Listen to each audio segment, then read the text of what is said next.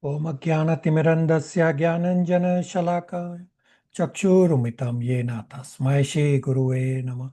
Shri Chaitanya Manobhishtam Sthapitam Yena Bhutale Swayam Rupa Kadamayam Tadati Swapadantikam Vande Aham Shri Guru Shri Utapada Kamalam Shri Gurun Vaishnavamscha Shri Rupam Sagrajatam Sahagana Raghunathanvitam Tam Sajivam Sadvetam Savadutam Parijan Saitam Krishna Chaitanya Devam Shri Radha Krishna Padan Sahagana Lalita Shri Vishakanvitamscha E Krishna Karuna Sindhu Dina Bandhu Jagatpate Gopesha Gopika Kanta Radha Kanta Namastute Tapta Kanchana Gaurangi Radhe Vrindavaneshwari Vishabhanu Sutta Devi Pranamami Hari Priye Vanchakalpatarubhascha Kripa Sindhubhaiva cha Patitanam Pavanebhyo Vaishnavebhyo Namo Namah.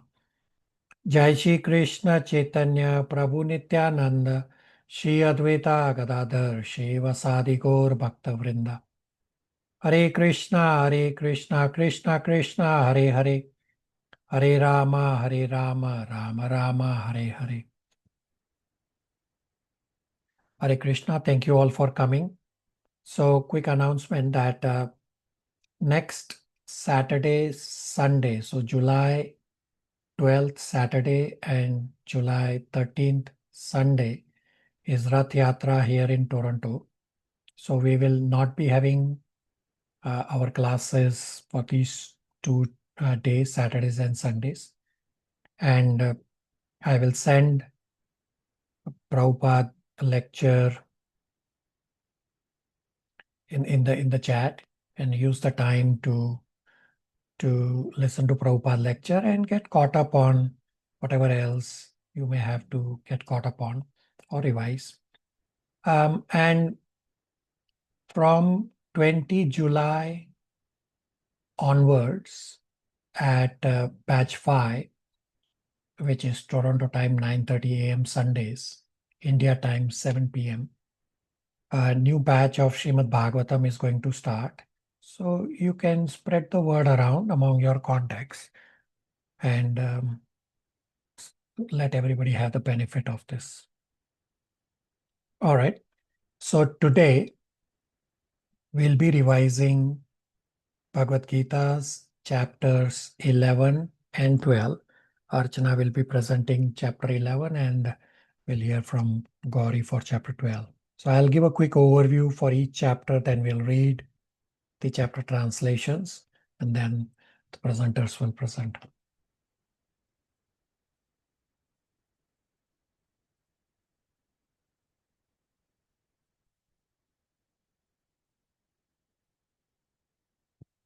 So chapter 11 is titled The Universal Form.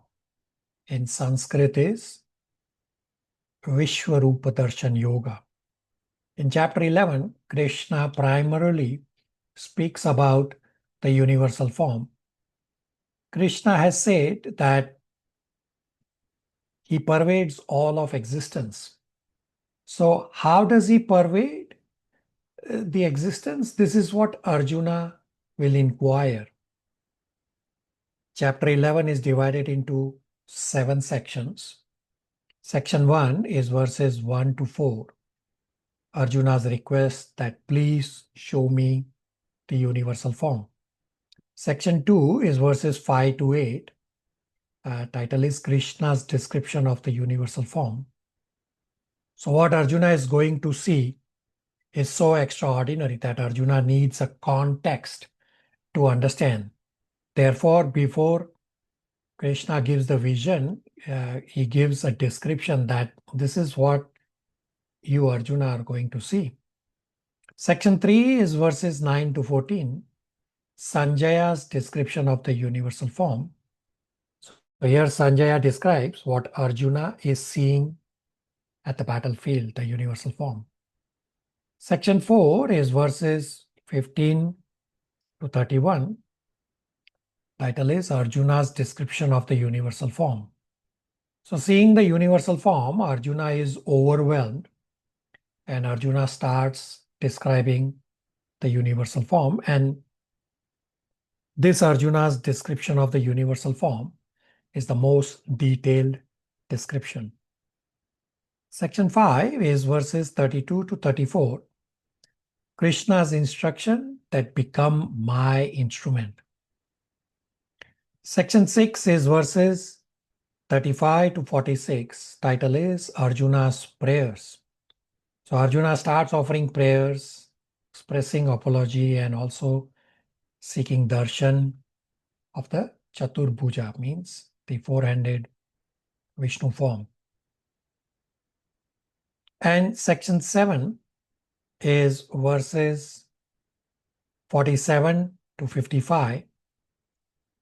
Title is Pure Devotion Alone Grants All Visions, whether of the universal form or of the two-handed form.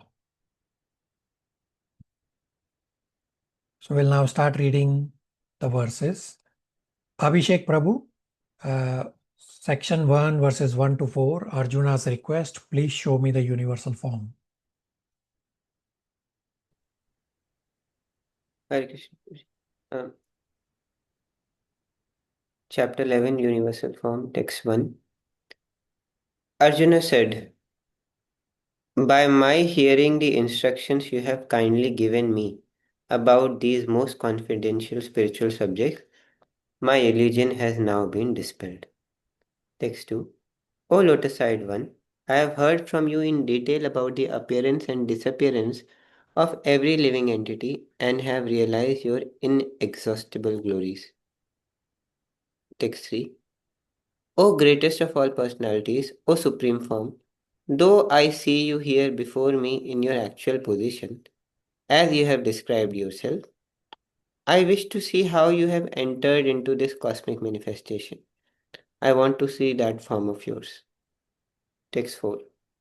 If you think that I am able to behold your cosmic form, O my Lord, O Master of all mystic power, then kindly show me that unlimited universal self. Dhara will read section 2, verses 5 to 8, Krishna's description of the universal form. Text 5.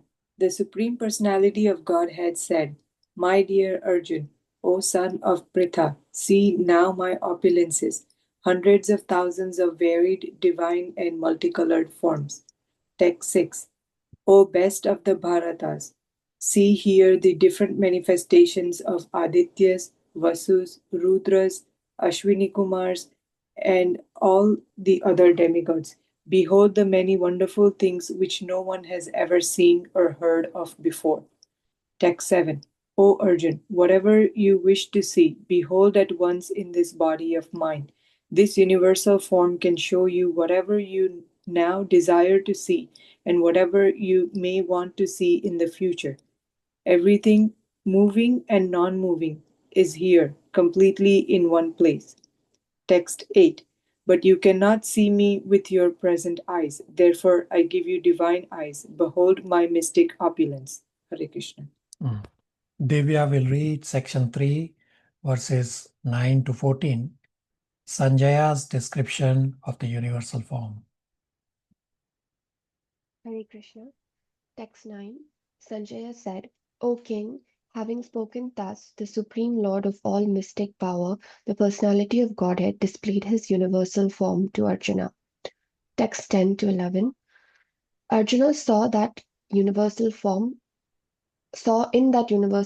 unlimited mouths, unlimited eyes, unlimited wonderful visions. The form was decorated with many celestial ornaments and bore many divine upraised weapons. He wore celestial garlands and garments, and many divine scents were smeared over his body. All was wondrous, brilliant, unlimited, all expanding. Text 12.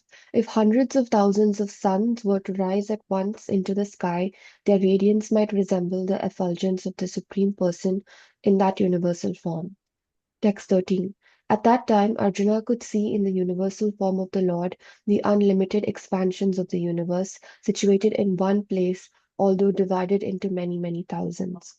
Text 14. Then, Bewildered and astonished, his hair standing on end, Arjuna bowed his head to offer obeisances and with folded hands began to pray to the Supreme Lord. Nitya will read section 4, verses 15 to 31, Arjuna's description of the universal form. Hare Krishna Prabhu. Text 15. Arjuna said, My dear Lord Krishna, I see assembled in your body all the demigods and various other living entities. I see Brahma sitting on the lotus flower, as well as Lord Shiva and all sages and divine serpents. Text 16. O Lord of the universe, O universal form, I see in your body many, many arms, bellies, mouth, and eyes expanded everywhere without limit. I see in you no end, no middle, no beginning. Text 18. You are the supreme primal objective. You're the ultimate resting place of all this universe. You're inexhaustible and you're the oldest. You're the maintainer of the eternal religion, the personality of Godhead. This is my opinion. Text 19. You're without origin, middle, or end. Your glory is unlimited. You have numberless arms, and the sun and moon are your eyes. I see you with a blazing fire coming forth from your mouth, burning this entire universe by your own radiance. Text 20. Although you're one, you spread throughout the sky and the planets and all space between. O great one, seeing this wondrous and terrible form, all the planetary systems are perturbed. Text 21. All the hosts of demigods are surrendering before you and are entering into your form. Some of them are very afraid, are offering prayers with folded hands. Hosts of great sages and perfected beings crying, all peace, all praying to you by singing the Vedic hymn. Text 22. All the various manifestations of Lord Shiva, the Adityas, the Vasus, the Sadhyas, the Vispadevas, the two Asvis, the Maruts, the forefathers, the Gandharvas, the Yakshas, the Asuras, and the perfected demigods are beholding you in this wonder. Text 23. O mighty armed one, all the planets with their demigods are disturbed at seeing your great form, with its many faces, eyes, arms, thighs, legs, and bellies, and your many terrible teeth. And as they are disturbed, so am I. Text 24. O all-pervading Vishnu, as I see you with your many radiant colors touching the sky, your gaping mouths and your great glowing eyes, my mind is perturbed by fear. I can no longer maintain my steadiness or equilibrium of mind. Text 25. O Lord of Lords, O refuge of the worlds, please be gracious to me. I cannot keep my balance seeing thus your blazing death-like face and awful teeth. In all directions, I am bewildered. Text 26-27. All the sons of Dhritarashtra, along with their allied kings, and Bhishma, Drona, Karna, and our chief soldiers also are rushing into your fearful mouth. And some I see trapped with their heads smashed between your teeth. Text 28. As the many waves of the rivers flow into the ocean, so do all these great warriors entering your blazing mouth. Text 29. I see all people rushing full speed into your mouth as moths dash to the destruction in a blazing fire. Text 30. O Vishnu, I see you devouring all people from all sides with your flaming mouth, covering all the universe with your effulgence. You are manifest with terrible scorching waves. Text 31. O Lord of Lords, so fierce of form, please tell me who you are. I offer my obeisances unto you. Please be gracious to me. You're the primal Lord. I want to know about you, for I do not know what your mission is. Chandran Prabhu will read section 5, verses 32 to 34, Krishna's instruction, become my instrument. Hare Krishna. Text 32. The Supreme Personality of Godhead said, Time I am the great destroyer of the worlds, and I have come here to destroy all people with the exception of you, the Pandavas. All the soldiers here on both sides will be slain. Text 33. Therefore get up, prepare to fight and win glory, conquer your enemies and enjoy flourishing kingdom. They are already put to death by my arrangement, and you, O Sevyasasai, the Sayasi, can be but an instrument in the fight. 34. Drona, Bhishma, Jayatratha, Varna and the other great warriors have already been destroyed by me. Therefore, kill them and do not be disturbed. Simply fight, and you will vanquish your enemies in battle. Text 35. Hold on. So, Hare Krishna. Matan Prabhu will read section 6, verses 35 to 36, Arjuna's prayers. Hare Krishna. Text 35. Sanjaya said to Dhritarashtra, O king, after hearing these words from Supreme Personality of Godhead, the trembling Arjuna offered obeisances with folded hands again and again. He fearfully spoke to Lord Krishna in a faltering voice as follows. Text 36. Arjuna said, O master of the senses, the world becomes joyful upon hearing your name, and thus everyone becomes attached to you. Although the perfected beings offer you their respectable homage, the demons are afraid and they flee here and there. All this is rightly done. Text 37. O great one, greater even than Brahma, you are the original creator. Why then should they not offer their respectable obeisances unto you? O limitless one, God of gods, refuge of the universe, you are the invincible source, the cause of all causes, transcendental to this material manifestation. Text 38. You are the original personality of Godhead, the oldest, the ultimate sanctuary of this manifested cosmic world. You are the knower of everything, and you are all that is knowable. You are the supreme refuge above the material modes, all limitless form. This whole cosmic manifestation is pervaded by you. Text 39. You are air, and you are the supreme controller. You are fire, you are water, and you are the moon. You are the Brahma, the first living creature, and you are the great grandfather. I therefore offer my respectable obeisances unto you 1,000 times, and yet again. Text 40. Obeisances to you from the front, from behind, and from all sides. O bounded power, you are the master of limitless Unbounded power. unbounded power. You are the master of limitless might. You are all pervading, and thus you are everything. Text 41 to 42. Thinking of you as my friend, I have rashly addressed you, O Krishna, O Yadava, O my friend, not knowing your glories. Please forgive me whatever I might have done in madness or in love. I have dishonored you many times, jesting as we relaxed, lay on the same bed, or sat or ate together, sometimes alone and sometimes in front of many friends. O infallible one, please excuse me for all those offenses. Text 43. You are the Father of this complete cosmic manifestation of the moving and the non-moving. You are its worshipable chief, the supreme spiritual master. No one is greater than you, nor can anyone be one with you. How then could there be anyone greater than you within the three worlds, O Lord of immeasurable power? Text 44. You are the supreme Lord to be worshipped by every living being. Thus I fall down to offer you my respectable obeisances and ask your mercy. As a father tolerates the impudence of his son, a friend the impertinence of a friend, or a husband the familiarity of his wife, please tolerate the wrongs I may have done to you. Text 45. After seeing this universal form, which I have never seen before, I am gladdened, but at the same time, my mind is disturbed with fear.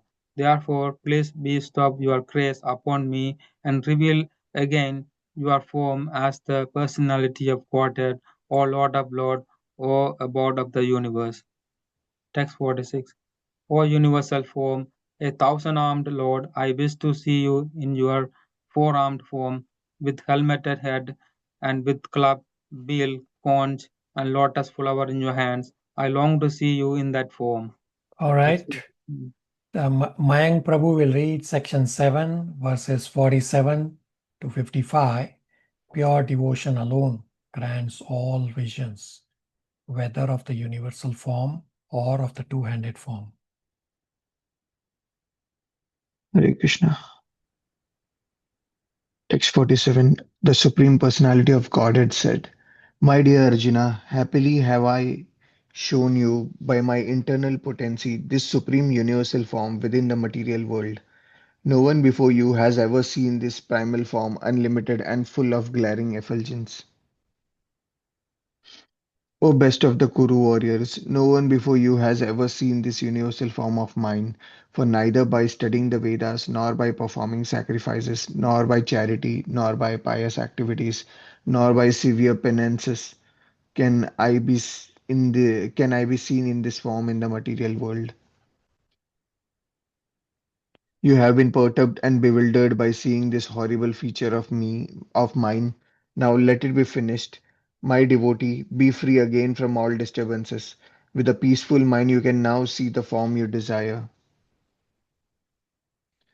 Sanjaya said to Dhritarashtra, the Supreme Personality of Godhead Krishna, having spoken thus to Arjuna, displayed his real four-armed form and at last showed his two-armed form, thus encouraging the fearful Arjuna. When Arjuna thus saw Krishna in his original form, he said, O Janardana, seeing this human-like form so very beautiful, I am now composed in mind and I am restored to my original nature. The Supreme Personality of Godhead said, My dear Arjuna, this form of mine you are now seeing is very difficult to behold. Even the demigods are ever seeking the opportunity to see this form which is so dear. The form you are seeing with your transcendental eyes cannot be understood simply by studying the Vedas, nor by undergoing serious penances, nor by charity, nor by worship. It is not by these means that one can see me as I am. My dear Arjuna, only by undivided devotional service can I be understood as I am, standing before you, and can thus be seen directly. Only in this way can you enter into the mysteries of my understanding. My dear Arjuna, he who engages in my pure devotional service, free from the contaminations of fruitive activities and mental speculation, he who works for me, who makes me the supreme goal of his life, and who is friendly to every living being, he certainly comes to me. All right. Hare Krishna. Hare Krishna Prabhuji. Hare Krishna everyone. I request permission and blessing from all the devotees, Srila Prabhupada, Sri Guru Parampara, Sri Sri Radha Krishna, offering this summary of Chapter 11, Universal Form. Please forgive me for my shortcoming and mistake. Chapter 11, Universal Form, Vishwarupa Darshan Yoga. Chapter 10 and Chapter 11 is having a connection.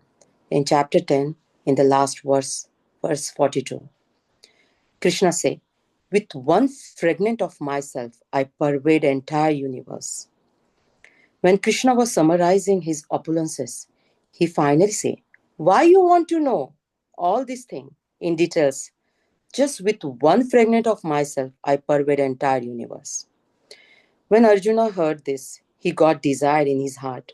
Okay, what you are saying, I completely believe. But then, I want to see all the pervading form of you, O Krishna. The hankering is there in Arjuna's heart to see the Vishwarup, the universal form. So after this statement, Arjuna was very inquisitive. What is that? Can I also get a darshan of a same? So with this inquisitiveness, Arjuna starts speaking in a very humble way. It is possible for you, my lord, to show, but the question is, it is possible for me to see. Humility and pride, the difference is humility beg and wait, pride demand and complain. Hence Arjuna faced his request humbly by saying, my lord, if you think I am qualified, then please grant me the darshan. Krishna described the universal form rather than just show the universal form, so that Arjuna can make sense what he's going to see. Arjuna is not interested to see the universal form for himself. Arjuna requests to see the universal form for the benefits of others, so that people can have the standard to know who is really God and who is not God. Acharya has called this divine vision granted for seeing the universal form as downgrade vision. Because Arjuna has a pure devotion vision where Arjuna can see Krishna in his original Shyama Sundar form. The vision is called divine for ordinary human who has normal material vision. Bhagavad Gita universal form is revelation. Bhagavad Gita universal form is real but not eternal. Universal form is revealed 9 times. 6 times universal form was revealed without Kala Rupa. 3 times the universal form revealed including the Kala Rupa. Srimad Bhagavatam universal form is a concept. Srimad Bhagavatam universal form is neither real nor eternal. Srimad Bhagavatam universal form is a compare big thing in this material world. This form of the Lord just as to elevate materialistic people's thinking from material thing towards the spirituality. Sanjaya says, Arjuna saw the boundless form of Virat Rupa, possessing many eyes, many mouth, many hand, many weapon. Arjuna saw Lord in such effulgent body as 1,000 suns rise at all once in the sky. Arjuna see the entire creation in the body of Lord with unlimited arm, unlimited faces, and unlimited stomach. It has no beginning or no end. Immeasurable in all direction.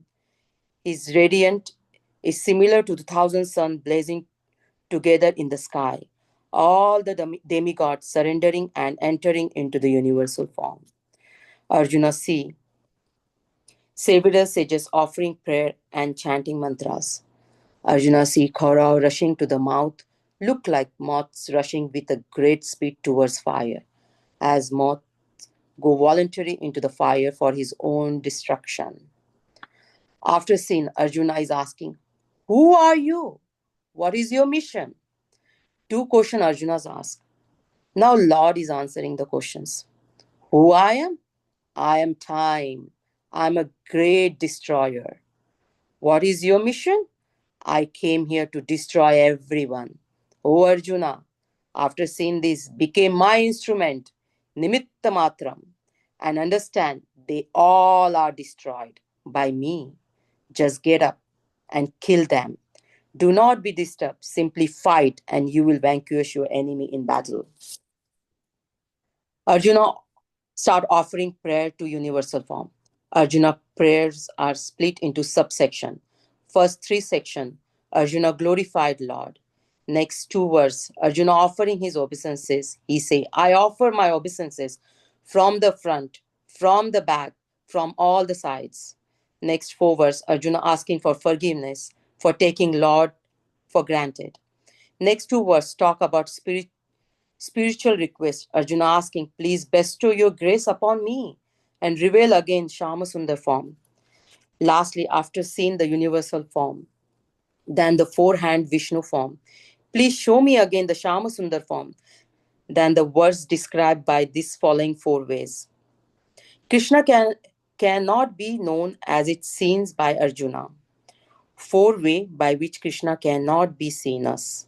Study of Veda, nor by tapasya, nor by charity, nor by worship.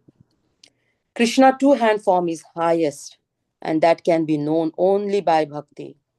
Srila Prabhupada say, 11.55 verse, is sum and substance of a Bhagavad Gita.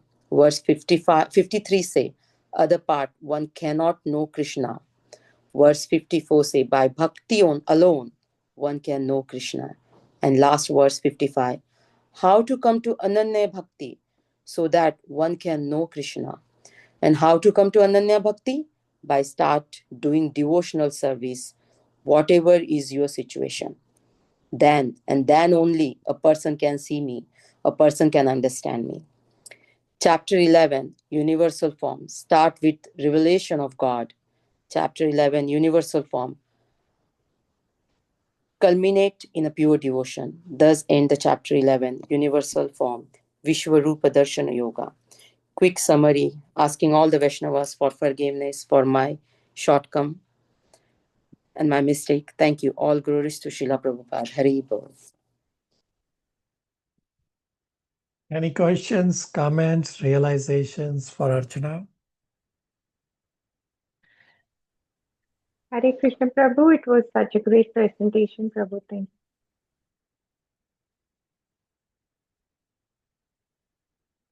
you. Vimal Prabhu. Thank you, Mataji. Very well explained. Thank you.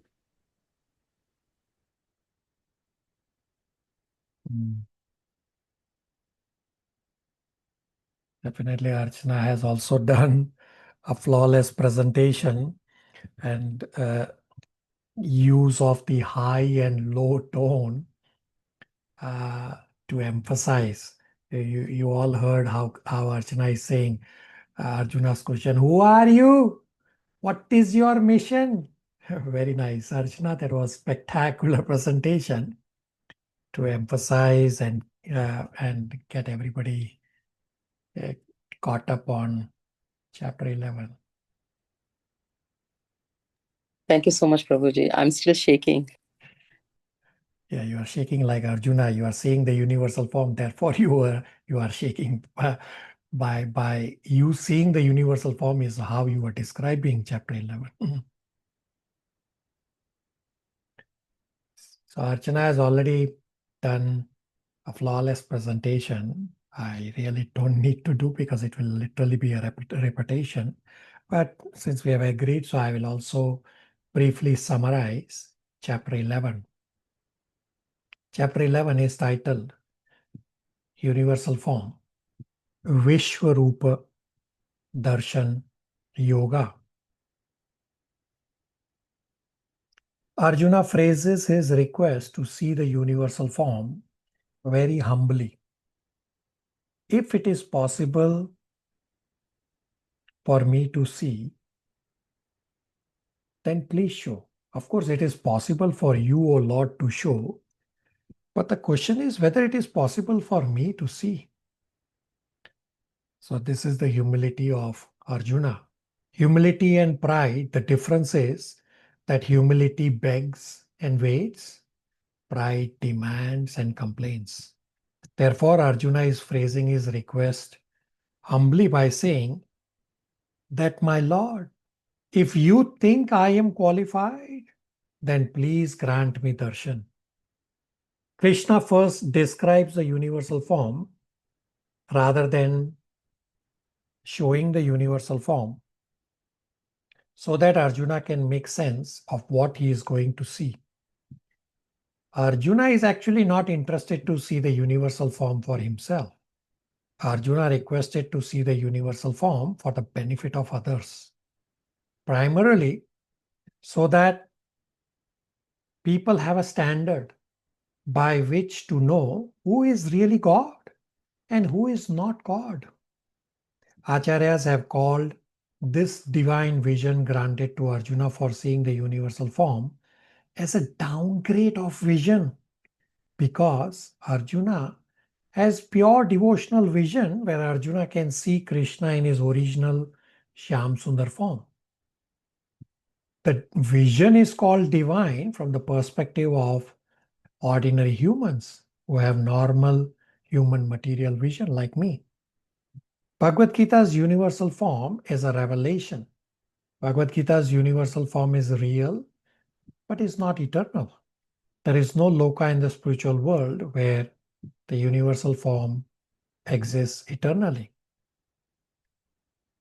All other forms of God, they exist eternally in the spiritual world. Universal form is revealed 9 times. 6 times the universal form was revealed without the Kala Rupa, plus 3 times the universal form was revealed including the Kala Rupa. And Srimad Bhagavatam's universal form is just a concept. Srimad Bhagavatam's universal form is neither real nor eternal. Srimad Bhagavatam's universal form compares big things in the world to the form of the Lord, just so as to elevate materialistic people's mindset towards spirituality.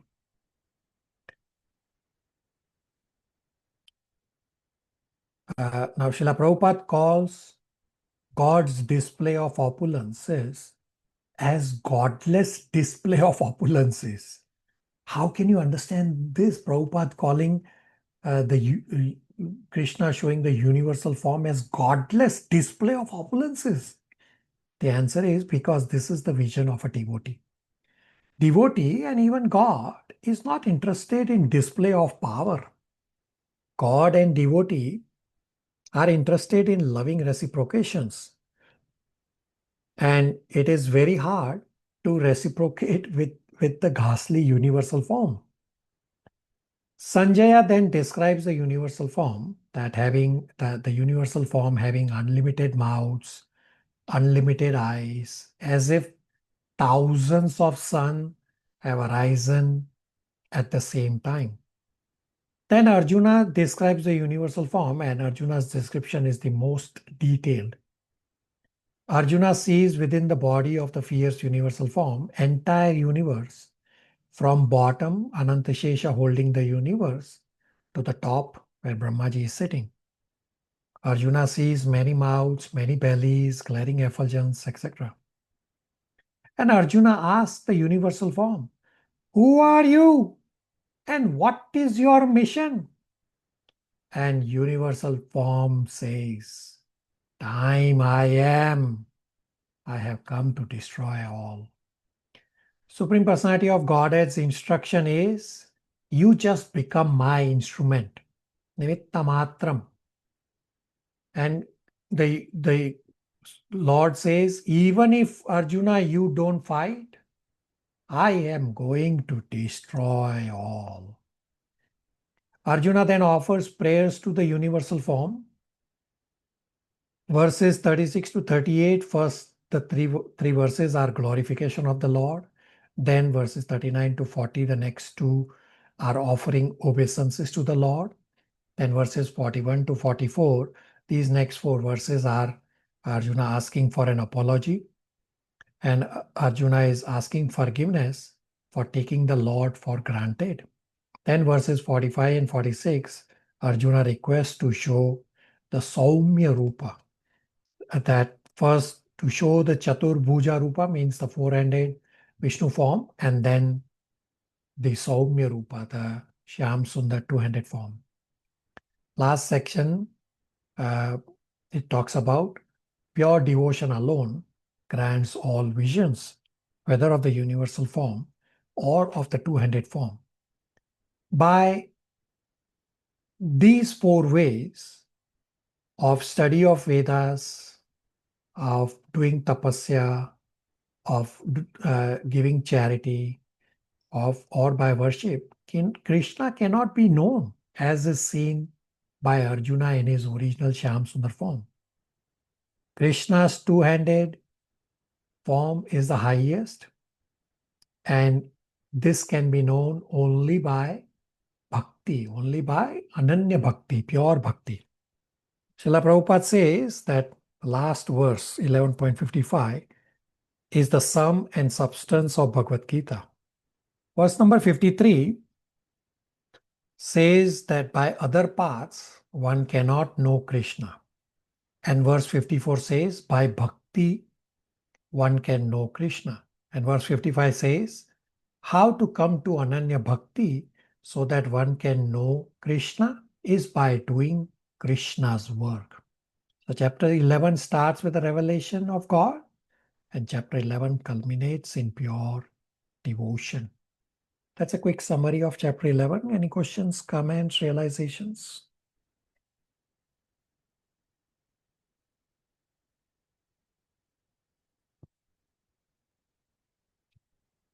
Hare Krishna. Hare Krishna. So who else saw the universal form beside Arjuna? So the form that was shown to Arjuna, Sanjaya, of course, saw the form because Sanjaya has the divine vision. Plus the demigods saw that vision, not others. So not on the battlefield. So this particular form, the one that Arjuna saw on the battlefield, that was seen by demigods and Sanjaya also.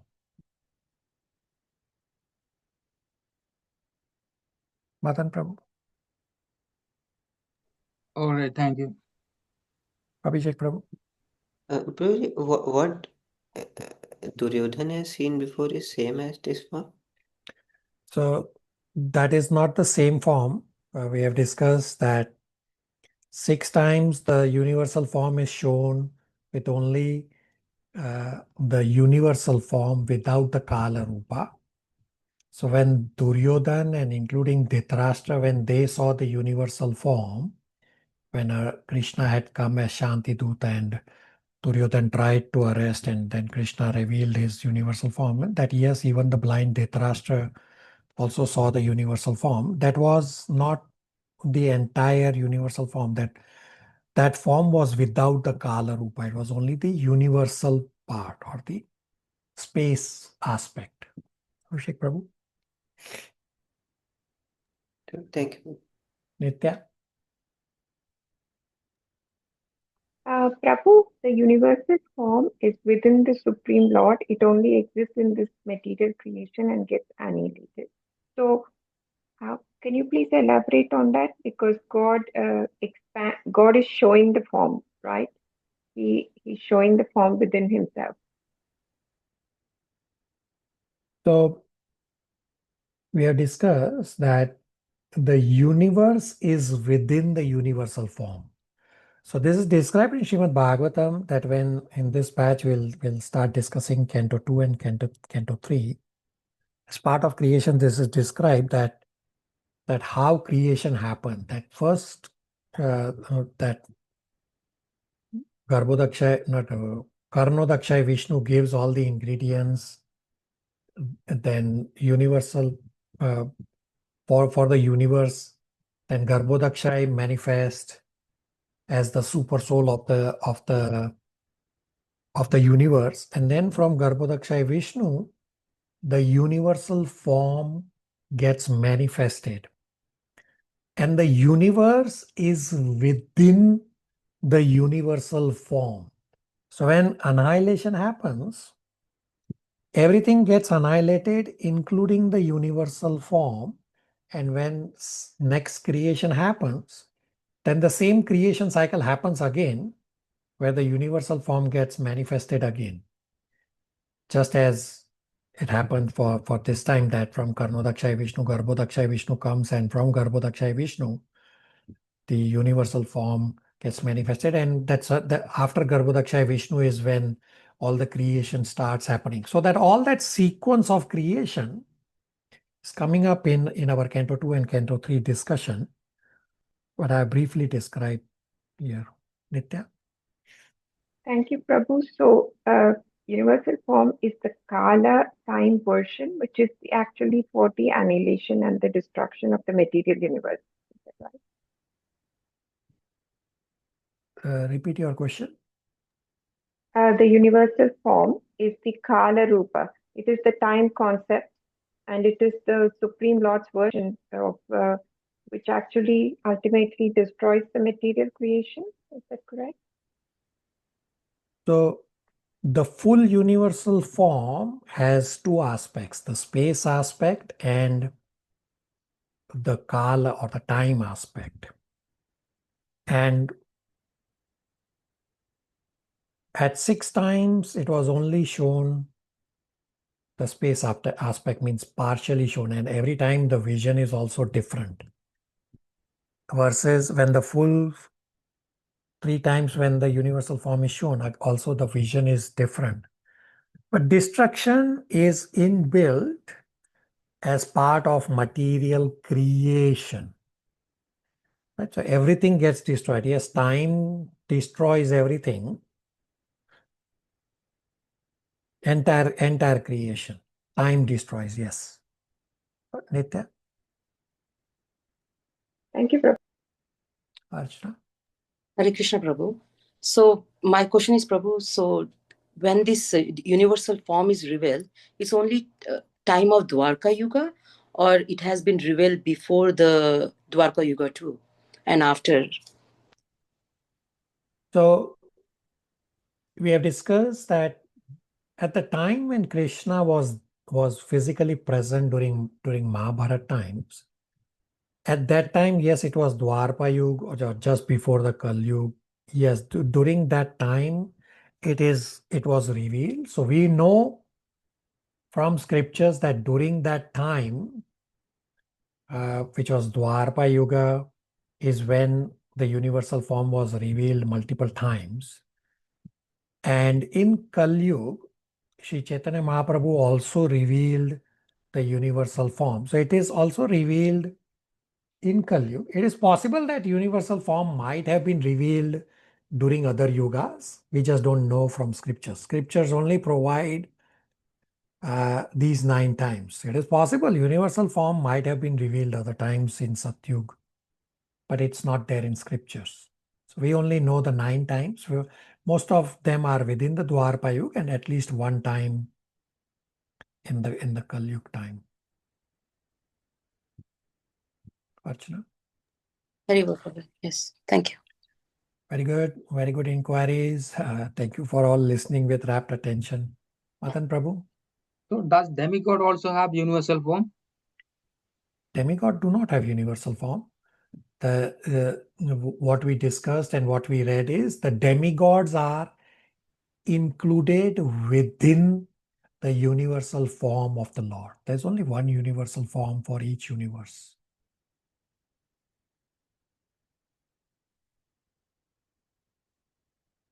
Matan Prabhu? Okay, thank you.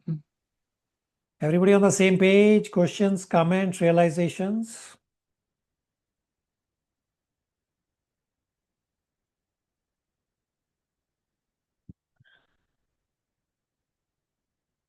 All right.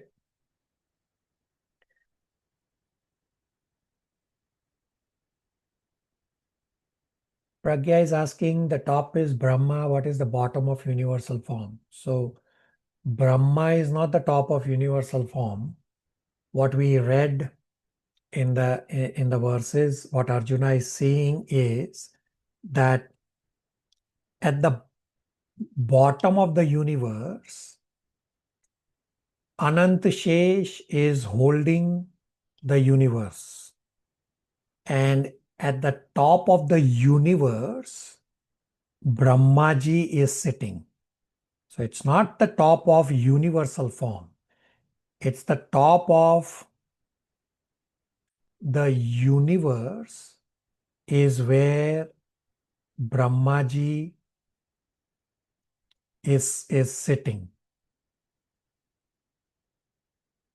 And all this is within the universal form of the Lord. The universal form has hands, mouth, legs, belly, etc. Pragya? All right.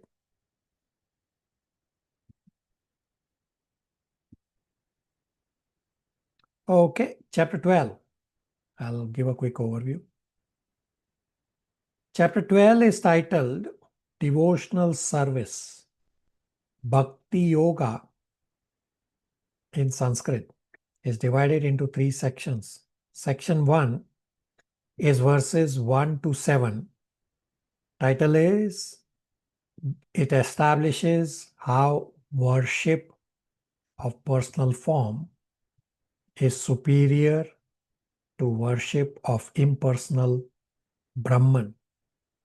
Section 2 is verses 8 to 12. Progressive stages of bhakti. Here Krishna gives a descending ladder of yoga, that if you cannot practice bhakti at the highest level of fixing mind on Krishna, then the ladder keeps coming down. The mercy of Krishna keeps coming down and down so as to include everyone or give the ability for everyone to be able to perform bhakti. And section 3 is verses 13 to 20. Qualities that endear one to Krishna, means the qualities that Krishna likes in his devotees. So we will start reading the verses. Ramya will read section 1 verses 1 to 7 establishes how worship of personal form is superior to worship of impersonal Brahman. Hare Krishna, Dandavat Pranam Prabhuji. Chapter 12, Text 1. Arjuna inquired, which are considered to be more perfect, those who are always properly engaged in your devotional service, or those who worship the impersonal Brahman, the unmanifested? Text 2.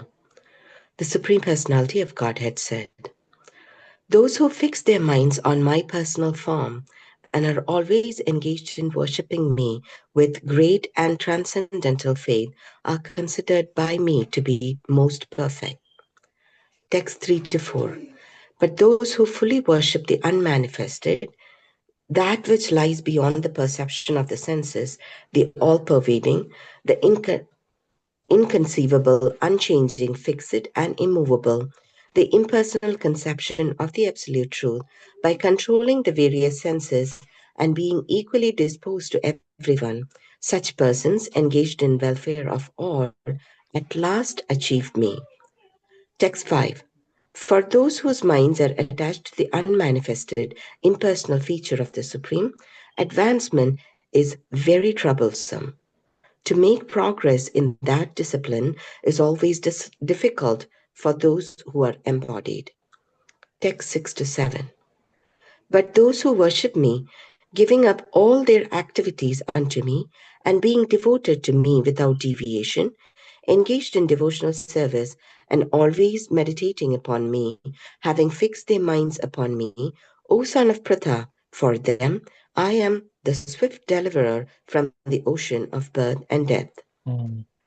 Section 2, Ritu will read verses 8 to 12, progressive stages of bhakti.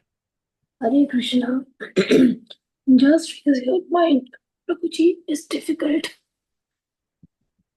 All right, Shivangi, verses 8 to 12.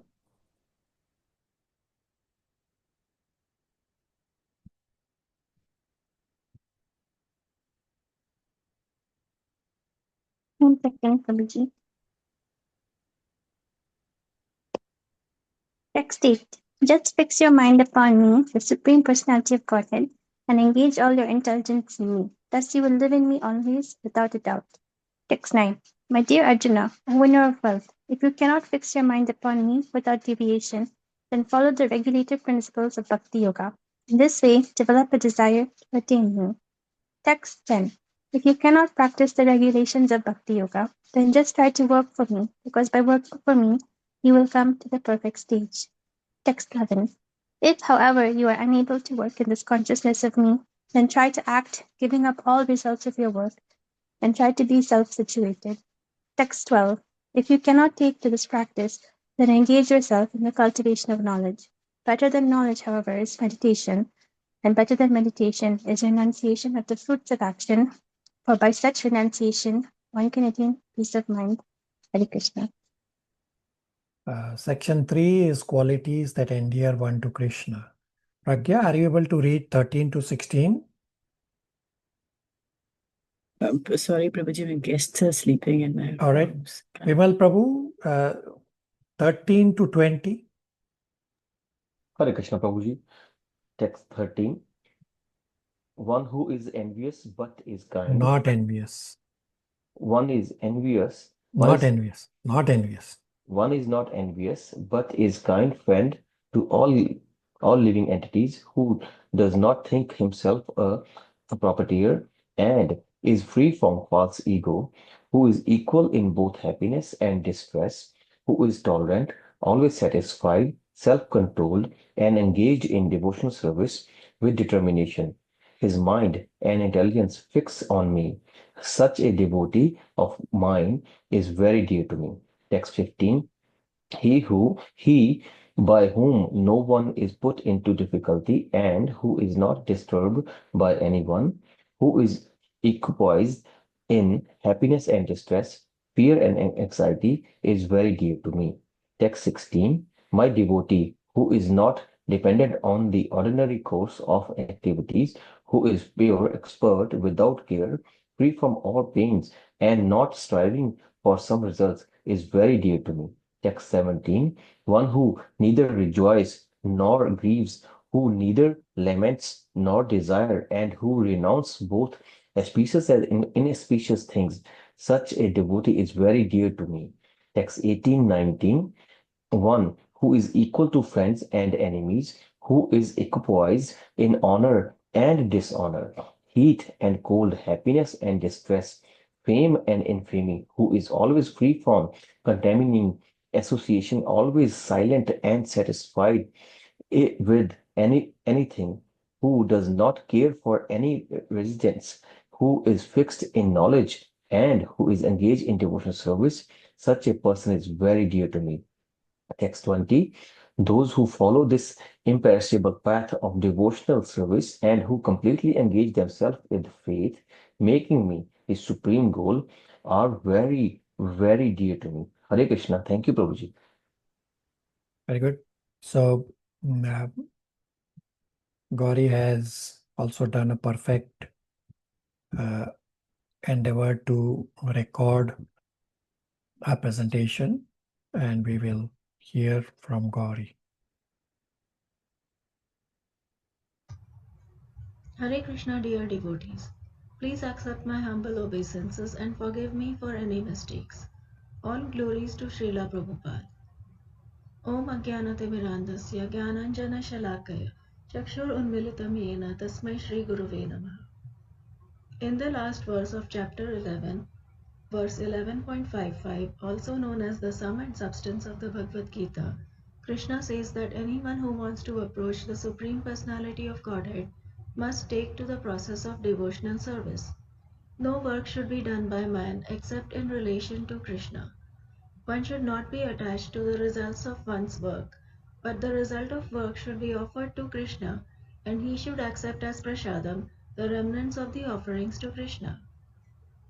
Today I will give an overview of Chapter 12. Chapter 12 is titled Devotional Service Bhakti Yoga. It is divided into 3 sections. Section 1, verses 1.7, establishes how worship of the personal form is superior to the worship of the impersonal Brahman. Section 2, verses 8 to 12, lists progressive stages of bhakti. Krishna gives a descending ladder of devotion in order to accommodate everyone.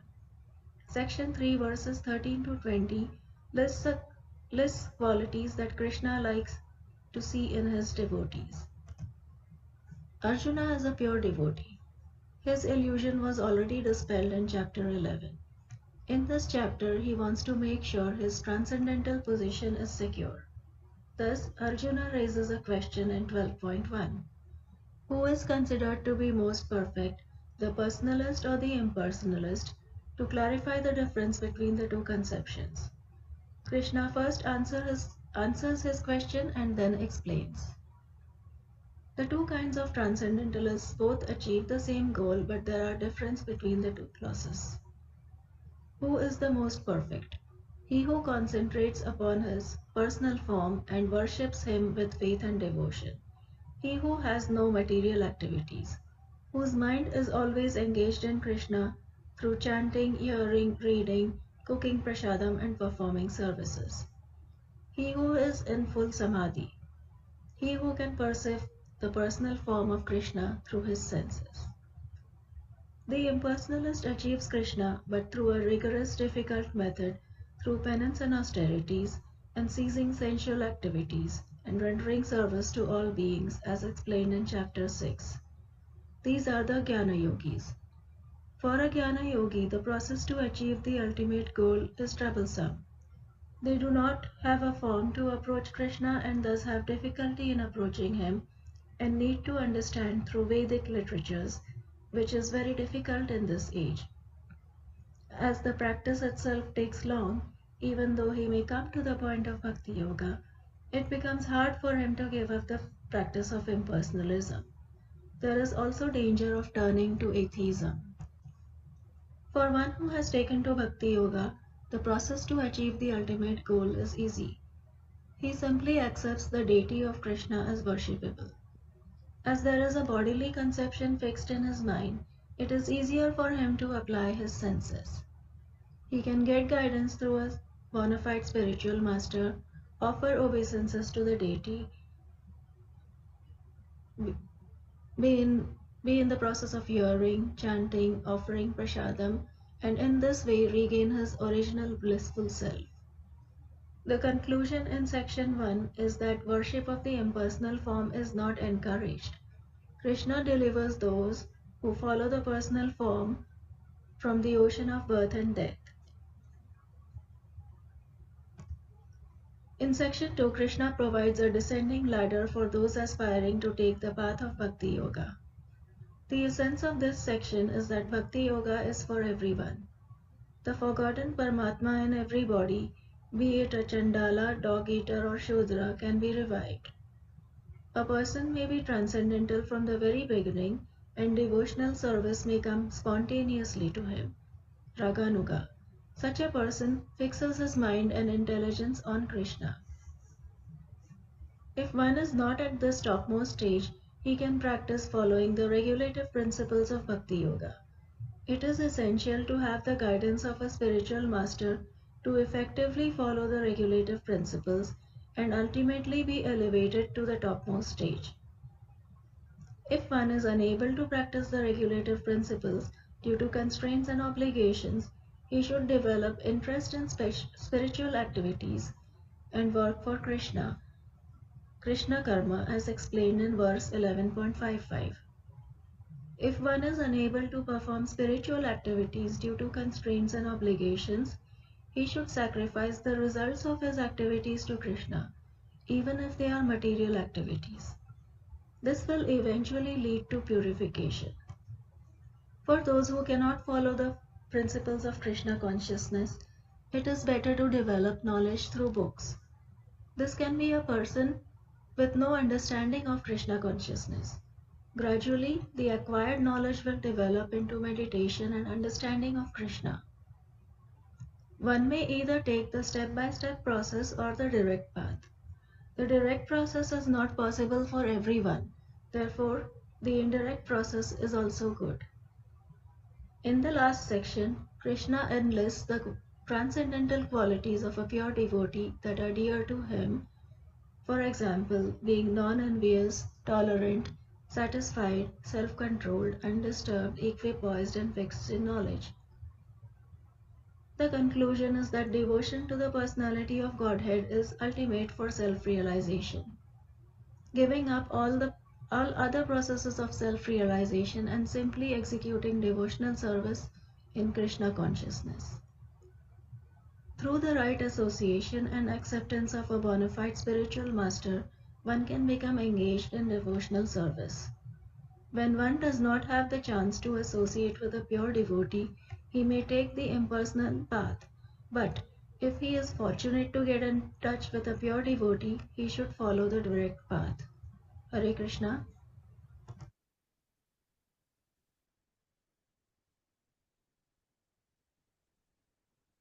All right. Any questions, comments, realizations for Gauri?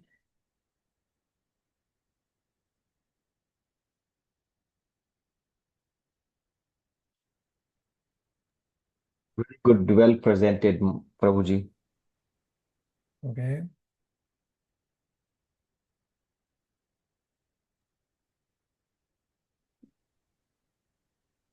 Hare Krishna. Hare So Krishna. good presentation. So what is the impersonal form Krishna referring to here in this?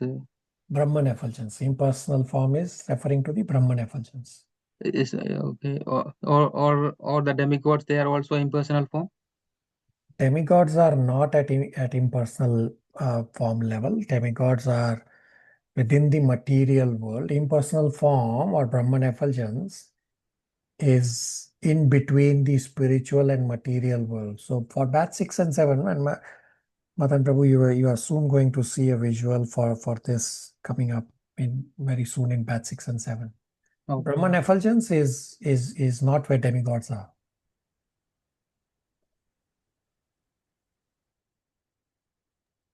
Hare Krishna Prabhuji, very well presented, Prabhuji. I was closing my eyes and I was meditating on that whole chapter. Okay, very good.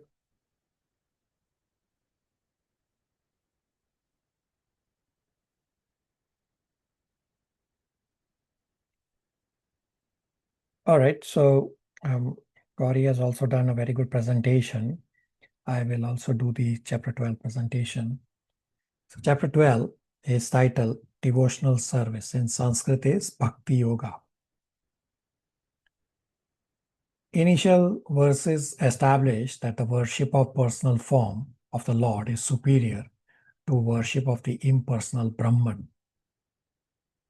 So worship of the personal form and the impersonal path, both are on transcendental paths. Krishna states in crystal clear and explicitly that worship of his personal form is better. So Krishna does not speak anything negative about those who worship the impersonal aspect of the absolute truth. And Krishna's response for the second alternative, meaning those who worship the impersonal aspect, is also crystal clear that because it is difficult to concentrate on the impersonal aspect, which has no form, therefore progress is very troublesome, especially for those who are embodied. An example to understand this is that it is difficult to create a vacuum, and it is even more difficult to sustain a vacuum. Similarly, meditating on the impersonal aspect that the Gyan yogis do, this is the Gyan Yoga path, this is like creating a vacuum in the consciousness. This is difficult. And even if somebody is able to elevate himself to the Gyan Yoga path, well, sustaining that Gyan Yoga level is also very difficult, just as it is very difficult to sustain a vacuum. So those who offer all activities to Krishna, meditated upon Krishna, worship Krishna, Krishna says, for them, I become the swift deliverer. And then Krishna gives a descending ladder of devotion, means the progressive stages of bhakti, which, so verses 12.8 to 11 is a descending ladder that starts from the highest level of fixing mind on Krishna and then keeps going down and down and down, so as to give the opportunity for everyone to practice bhakti. So 12.8 says, offer mind and intelligence to Krishna entirely and thereby live with Krishna. 12.8 is the level of pure devotion, is the highest level. And if you cannot practice this 12.8 level of fixing mind, then 12.9 says, then practice sadhana bhakti to increase your desire for Krishna. If you cannot practice sadhana bhakti, then 12.10 says, then work for Krishna. And if you cannot work for Krishna, then 12.11 says that then give up the fruits of all work. This way, everybody can practice bhakti. Now, verse 12.12 is the single most complex verse in Bhagavad Gita, and a literal read of 12.12 verse can be confusing. Therefore, Srila Prabhupada has provided a brilliant solution by changing the referent. 12.12 says, Abhyas is lowest. Next level up is Gyan Yoga. Next level up is Ashtang Yoga. And next level up is Karma Phala Tyag. From the verses 12.8 to 11 discussion, it may appear that Abhyas is referring to devotional service and Karma Phala Tyag is referring to karma Yoga. Hence, the literal read of 12.12 inverts the normal yoga ladder to seem that Abhyas means devotional service is lowest. Next level up is Gyan Yoga. Next level up is Ashtang Yoga. And next level up is Karma Phala Tyag, which is Karma Yoga. So this looks like the inverted yoga ladder. Therefore, Srila Prabhupada gives a brilliant solution by changing the referent that Karma Phala Tyag from 12.12 does not refer to 12.11. Rather, Karma Phala Tyag from 12.12 refers back to 12.10 10, mat karamo bhava, that work for Krishna. And work for Krishna means devotional service. Plus, abhyas does not refer to devotional service. Rather, abhyas is generic term and can refer to any practice. Here, in the context, it refers to karma yoga. Then, with Srila Prabhupada's explanation, the 12.12 hierarchy makes sense that abhyas, which is generic, refers to karma yoga, and this is lowest. Next level up is Gyan yoga. Next level up is Ashtang yoga. And next level up is Karma Phala Tyag, which is referring to work for Krishna, means devotional service. The last section describes the various qualities that Krishna likes in his devotees. Krishna gives a laundry list of about 24 qualities, some of which are repeated. So it depends on how you look at the count of 24. I'm not going to list all, but some qualities are that devotee is not envious, is free from false ego, is equal in happiness and distress, is tolerant, is always satisfied and self-controlled, always engages in devotional service with determination, neither laments nor desires, is equal to friends and enemies, is equipoised in honor and dishonor. So these are the qualities. And Krishna wants to see these qualities develop in his devotees, and this makes the devotee very dear to Krishna. That's a quick summary of chapter 12. Questions, comments, realizations?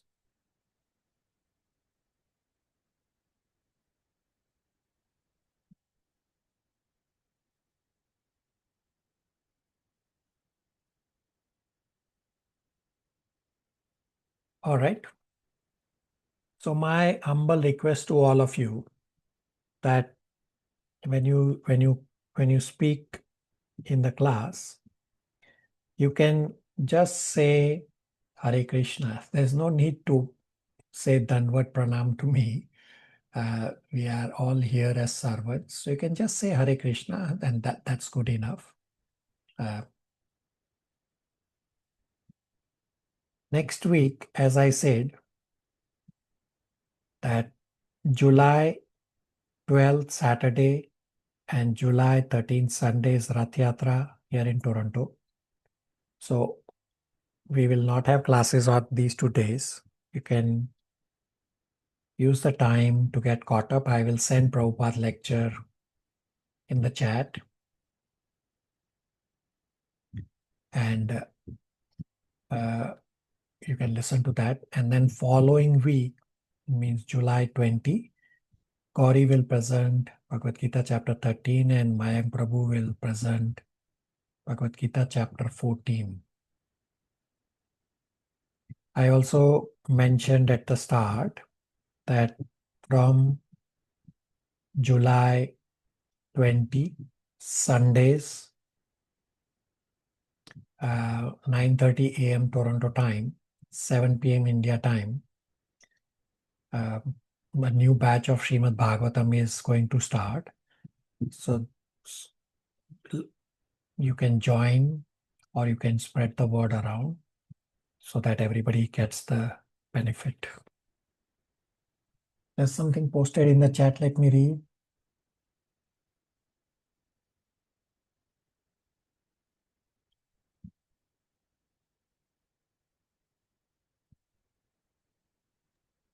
Prabhuji. Vimal Prabhu, hold on. So here there's a realization and then there's a question also. So first it says that when we say we should remember Krishna all the time, when we feel air, see sunlight, see rain, etc., we should realize that it is all him and remember this way. Remember Sri Krishna. But when we serve, we should serve the personal form, for it is easy to connect to him in this form. So you are correct, Pragya, that yes, we can remember Krishna through his energies And when we are serving Krishna, yes, we have to serve the personal form or the Archavikra form. Archavikra form is same as Krishna's original form. Then another point says that when we say we should remember Shri Krishna all the time. Oh, it's just a repeat. All right. Okay, it's just a repeat. Okay. All right. Oh, Pragya, I'm hoping that helps. Vimal Prabhu? It's new class starting. Anyone can start, or they have to finish the Bhagavad Gita first, and then they can only those people can start. So, I mean, ideal is, of course, that you should have Bhagavad Gita knowledge. Srimad Bhagavatam is postgraduate. So, just as in the material world, that you first do a graduate study and then go to postgraduate, nobody will allow you to directly join the postgraduate study. There's a prerequisite.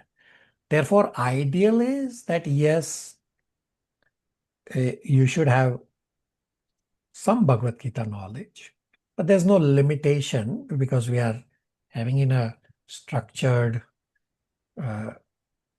format.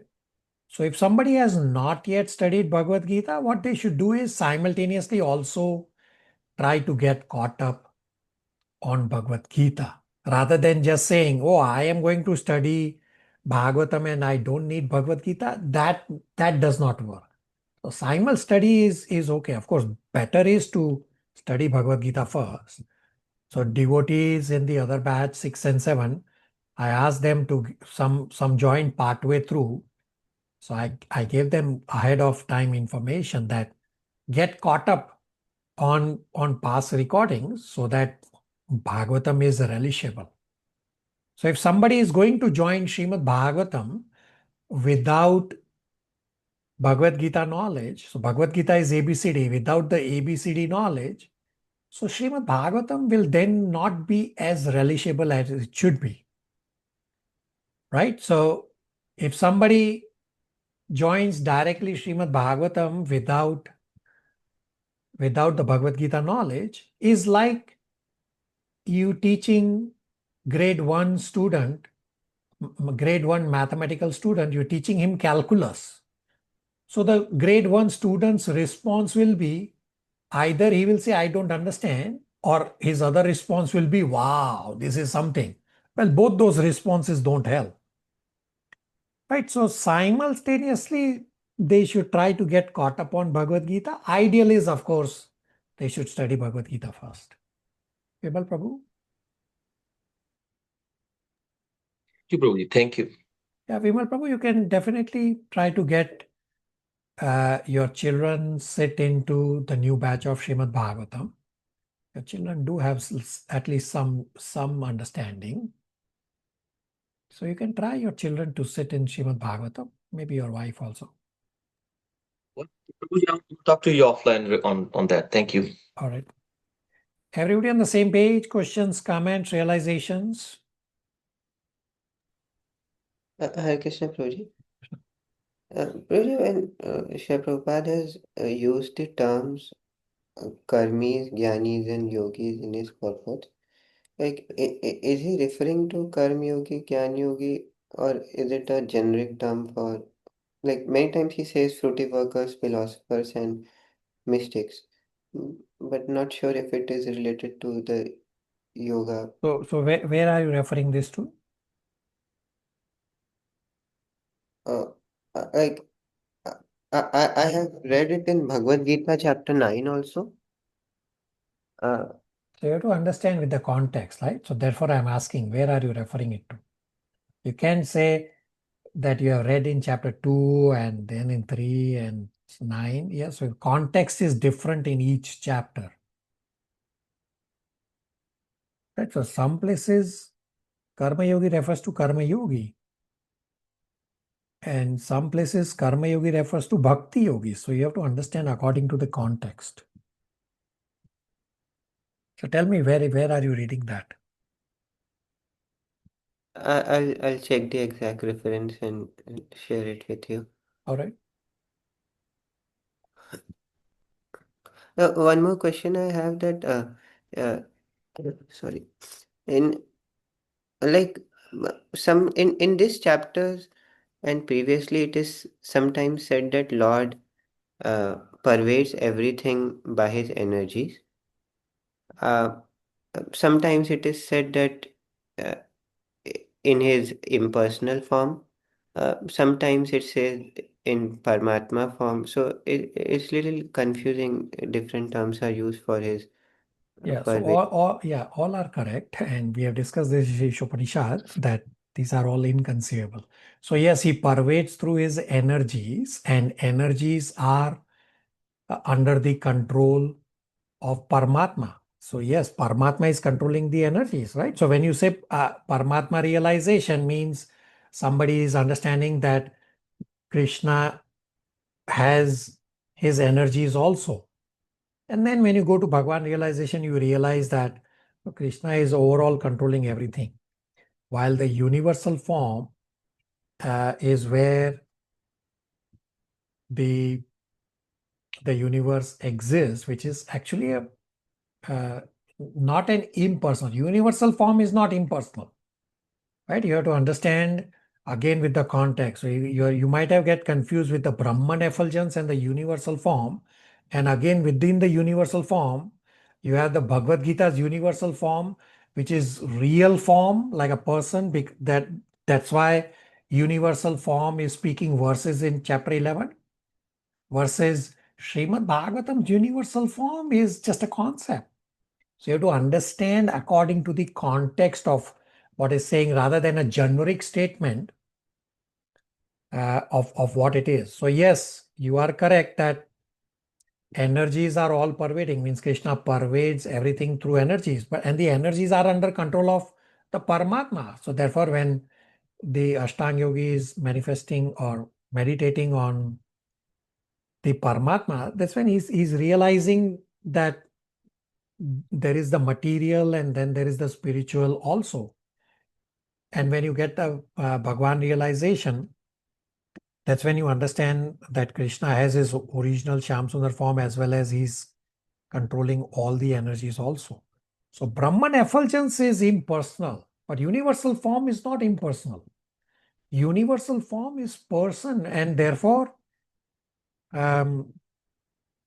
the universal form is speaking verses. And actually, if you actually go back to the discussion of Srimad Bhagavatam universal form, it also, even though Srimad Bhagavatam's universal form is just a concept, but to bring the materialistic people to the personalistic concept, Srimad Bhagavatam universal form concept still describes genitals. It's just a concept, but it's trying to take people, materialistic people, towards a personalistic view of the Lord. Abhishek Prabhu, little heavy response, but does that help you? Yes, Prabhuji. Thank you. So just to conclude, we can understand that Lord is pervading both in his personal and impersonal form simultaneously. Impersonal does not pervade, right? It's the No, personal but form. Brahmajyoti is also everywhere, right? Is it not? Brahmajyoti, yeah, you are getting the energy from Brahmajyoti. I'm not denying that part. But the universe is within the universal form. Yeah, you can say that the energy is coming in that sense. You can also say the Brahman effulgence is also all pervading. Yeah, I understand that part. Like in somewhere in chapter 7, he says, I am Matsani Sarabu. The translation says he's impersonally present everywhere. Yeah, through his energies. Yeah. So energies you can say impersonal, but there is a personification of each energy, but energy on itself.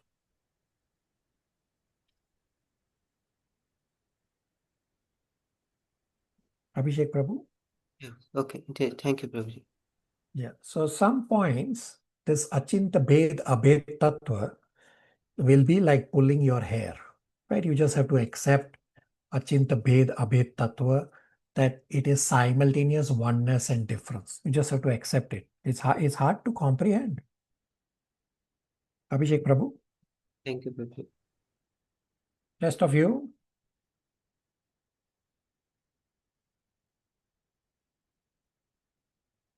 All right. Nitya? Yes, Prabhu, thank you for doing this Bhagavad Gita revision. Humble understanding that each time more clarity, understanding is more in depth. So thank you so much. Yeah, thank you for hearing with rapt attention. This is exactly what Sanjaya has described in 18.76-77. He says again and again, hearing again and again this wonderful conversation. Why I'm getting more and more relishing. Why? Because you are connecting with Krishna more and more, and by connecting with Krishna more and more, Krishna is revealing more and more. All right, so there is a question in the chat. Can you please explain the Ashtavigra form? What is Ashtavigra? Are you referring to Archavigra or Ashtavigra? Pragya?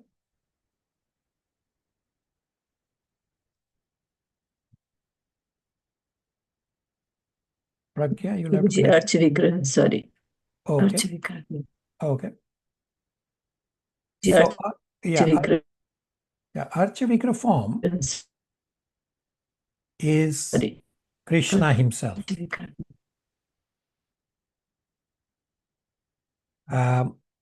Right now, I don't have the spiritual vision to see Krishna in his spiritual form. Therefore, Krishna is so kind that Krishna has manifested himself through these material elements just so that I can see. But even though these are material elements, but they are not material because there is a pran pratishtha process through which the Lord comes and resides in the Archavigra form, just to accept our services. So Srimad Bhagavatam 3.25.35 explains that Archavigra form of Krishna, means the deity form of Krishna, is identical to Krishna standing in Goloka Vrindavan. So let me bring up on screen. We can read these verses. So it is 3.25.35. Okay, I have it on screen. So everybody has read. Whosoever wants to read the translation and paragraph number 1.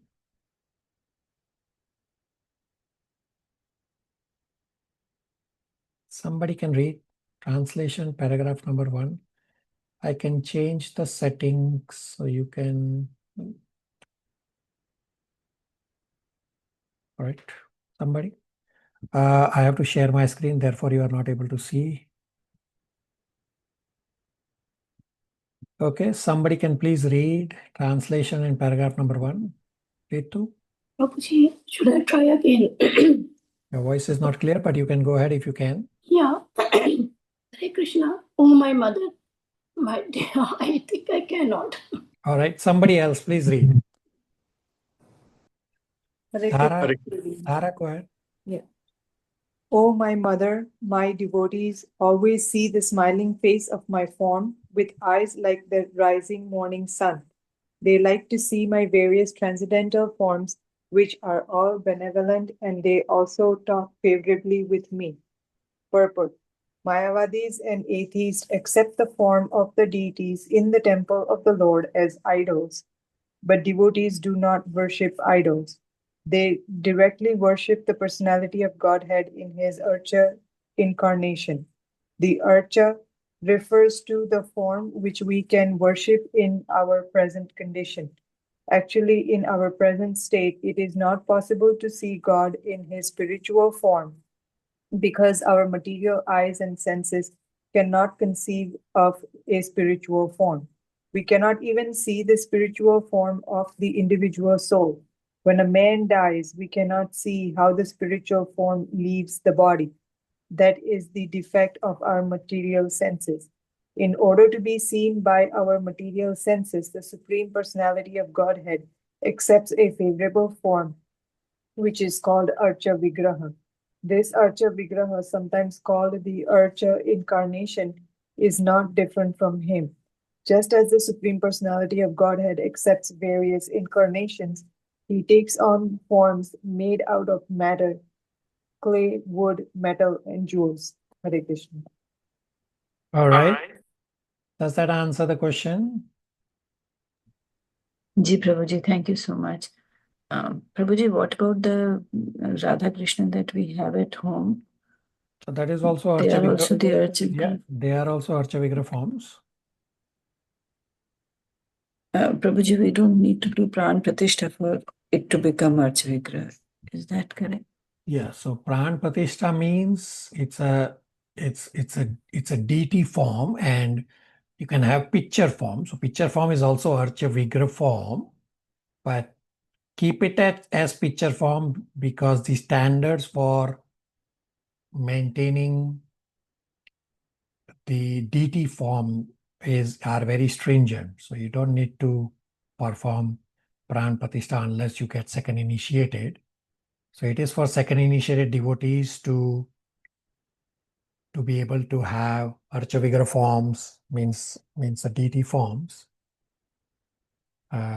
so that they can do the worship. They know the standards, they are qualified for that standards. You continue the picture form. Okay, Prabhuji, but we have so many deities at home. So many as in? In copper, in this thing, Sangamarmar and all that, in marble. So you continue. So Krishna has appeared in your home. You can continue that. What that means is Krishna is wanting you to get initiated. And that's the indirect sign Krishna is telling you that get initiated. Because he has already appeared in all those forms. Okay, Prabhuji, thank you. Thank you.